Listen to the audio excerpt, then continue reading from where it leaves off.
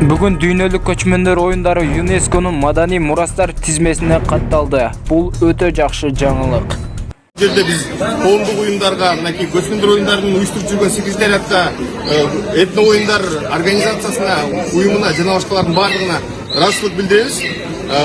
Мен ойлойм, бул номинация менен Кыргызстан көчмөндөр оюндарын дүйнөлүк деңгээлде дагы бир жолу мындай бекитип койду десек болот. Номинациянын берилүү үстүндө, номинациянын ар кайсы өлкөлөр менен макулдашуусунда, номинациянын ар бир этабында басып жүрүүсүндө жана атап кеткен органдар ошол эле учурда мамлекеттик органдардын чоң салымы бар. Үстүбүздөгү жылдын сентябрь айынан декабрдын ортосуна чейин Кара Кече көмүр кенинен Кыргыз көмүр мамлекеттик ишканасы тарабынан 508 000 тонна көмүр казылган. Бул тууралуу энергетика министрлигинин басмасөз кызматы билдирди.